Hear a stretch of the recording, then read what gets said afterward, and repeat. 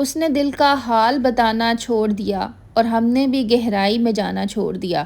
جب اس کو ہی دوری کا احساس نہیں تو ہم نے بھی احساس دلانا چھوڑ دیا۔ میں نے کہا راستے ہیں دشوار بہت، اس نے تب سے ساتھ نبھانا چھوڑ دیا۔ جب یہ کہا کہ کرنا یاد دعاؤں میں تو اس نے دعا کے لیے ہاتھ اٹھانا چھوڑ دیا۔ زارا کی زندگی ایک ایسے موڑ پر کھڑی تھی جہاں پر راستہ بہت ہی دشوار تھا۔ 1 سال پہلے اس کے شوہر کا انتقال ہوا تھا تو اسے لگا کہ شاید وہ اپنی ہمت اور محنت سے حالات کا مقابلہ کر لے گی، مگر دنیا کی بے رحم زندگی اور مہنگائی نے اسے جلد ہی تھکا کر رکھ دیا۔ 34 سالہ زارا، جو کہ اپنی جوانی کے اس حصے میں تھی جہاں پر ہر عورت کو ہی مرد کی ضرورت ہوتی ہے، خود کو اس بڑے گھر میں خالی اور تنہا محسوس کرتی تھی۔ اس کا گورا رنگ، لمبی آنکھیں اور اس کی اداسی چھپنے میں ناکام ہو رہی تھی۔ شروع کے مہینوں میں تو اس نے اپنی جمع پونجی سے گھر کا گزارا کر لیا، مگر آہستہ آہستہ وسائل ختم ہوتے گئے۔ اس کی کوئی نوکری بھی نہیں تھی۔ شوہر اس کے پاس وہ واحد سہارا تھا جس کی وجہ سے وہ ابھی تک سنبھلی بیٹھی تھی۔ مشکلات کے سائے گہرے ہوتے گئے۔ کچھ مہینوں بعد نوبت یہاں تک آ پہنچی کہ مالک مکان کو کرایہ دینا بھی مشکل ہو گیا اور اس کے پاس صرف اور صرف بہانے رہ گئے تھے۔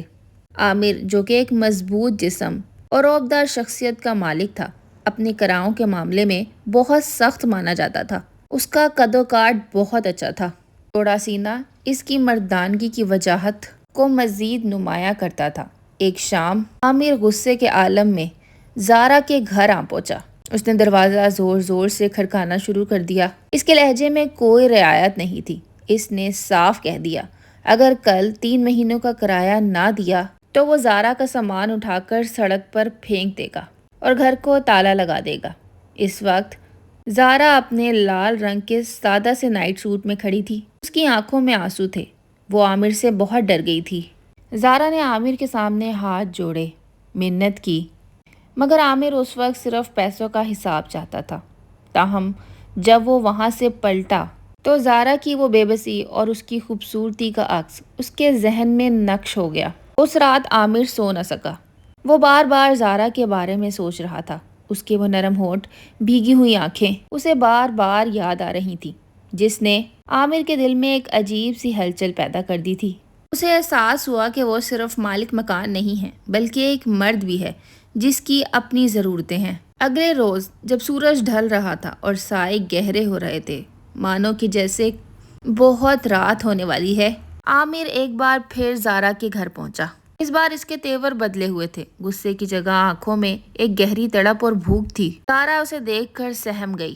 اسے لگا آج شاید اس گھر میں اس کا آخری دن ہے۔ اس نے سر جھکا کر ڈوبی ہوئی آواز میں کہا مجھے تھوڑا وقت چاہیے، مگر عامر قریب آیا اور اس نے کہا کہ اب تمہیں کوئی وقت نہیں مل سکتا۔ اس کی آواز میں ایک عجیب سی مٹھاس تھی اور کشش بھی۔ اس نے زارا کو کہا کہ تم بھی تنہا ہو اور میں بھی تنہا ہوں، کیوں نہ ہم دونوں ایک سمجھوتا کر لیں اور اس سمجھوتے سے ہم دونوں کا ہی فائدہ ہوگا۔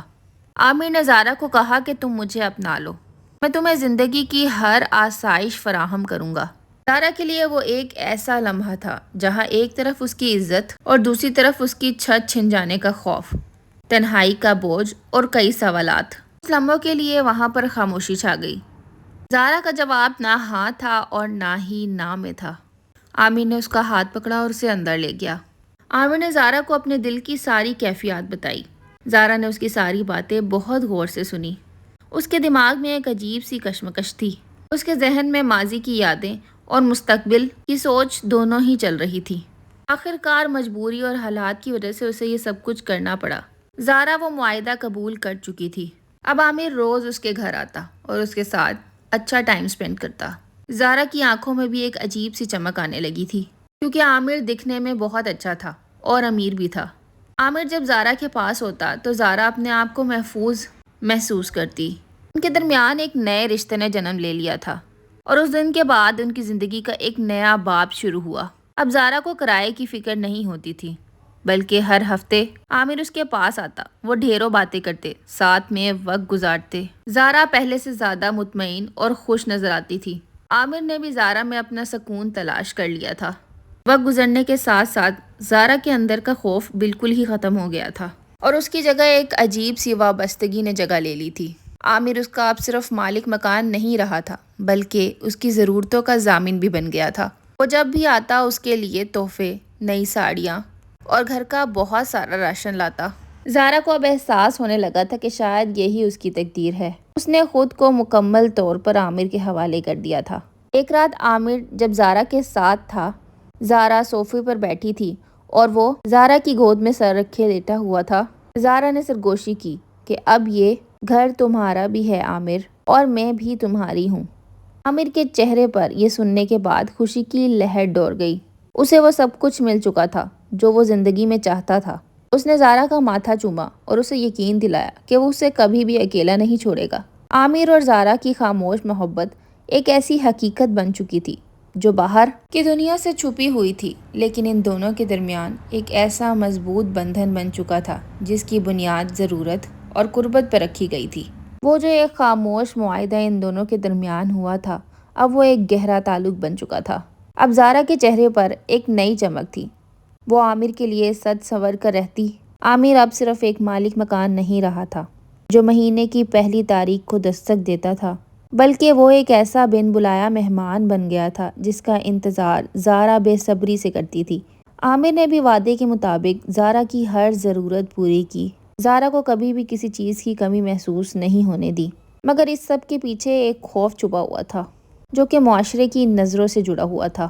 زارا اکثر یہ سوچتی تھی کہ اگر محلے والوں کو اس بات کا علم ہو گیا کہ ایک بیوہ عورت نے اپنے مالک مکان کو اس طرح سے پھنسایا ہے تو کیا ہوگا۔ مگر عامر ایک مضبوط انسان تھا، اسے دنیا کی فکر نہیں تھی۔ اب عامر کو زارا سے سچی محبت ہو گئی تھی۔ وہ اس کی پسند ناپسند کا خیال رکھتا تھا۔ وہ اکثر شام کو زارا کے پاس آتا، اس کے پسند کے پھل اور کپڑے لاتا۔ ان کے درمیان میں اب صرف کرائے کا لین دین نہیں رہا تھا بلکہ ایک جذباتی وابستگی ہو گئی تھی۔ ایک دن عامر نے زارا کو کہا کہ شاید شروع میں یہ ایک سودا تھا، لیکن اب تم میری ضرورت ہو۔ دیکھو زارا، یہ گھر میں تمہارے نام کرنا چاہتا ہوں۔ زارا یہ بات سن کر بہت حیرت زدہ ہوئی۔ عامر نے اس گھر کے پیپر پہلے ہی بنوا لیے تھے۔ اس نے وہ گھر زارا کے نام کر دیا۔ کہانی میں ایک موڑ تب آیا جب عامر کے خاندان میں اس کے رشتے کی باتیں چل رہی تھیں۔ عامر کی ماں اس کے لیے ایک ایسی لڑکی ڈھونڈ رہی تھی جو ان کے خاندان کے معیار پہ پوری اترے۔ جب زارا نے یہ خبر سنی تو اس کے پیروں تلے زمین نکل گئی۔ اسے لگا کہ اب شاید وہ دوبارہ اسی مقام پر آ کھڑی ہوگی جہاں سے اس نے اس سفر کا آغاز کیا تھا۔ اسے اپنا وہ پرانا خوف یاد آنے لگا۔ اسے لگ رہا تھا کہ شاید یہ چھت اس سے چھن جائے۔ جب زارا نے عامر سے اس سب کے بارے میں بات کی تو عامر نے اسے یقین دلایا کہ وہ یہ رشتہ کبھی بھی نہیں کرے گا۔ اس نے زارا کو یہ بھی یقین دلایا کہ ہمارا رشتہ کسی بھی نام کا محتاج نہیں ہے۔ عامر نے اپنے گھر والوں کو سب کچھ سچ سچ بتا دیا۔ جب عامر کی ماں کو پتہ لگا کہ وہ ایک بیوہ سے شادی کرنا چاہتا ہے تو اس کی ماں نے سخت مخالفت کی۔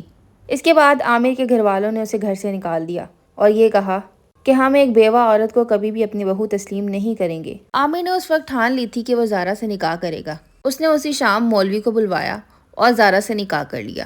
اب وہ دونوں اسی گھر میں رہتے ہیں اور ساتھ میں اچھی زندگی گزار رہے ہیں، کیونکہ عامر کو محسوس ہو گیا تھا کہ زارا نے اسے وہ سکون اور محبت دی ہے جو کہ اسے زندگی بھر کمائی کے بعد بھی نہ مل پائی تھی۔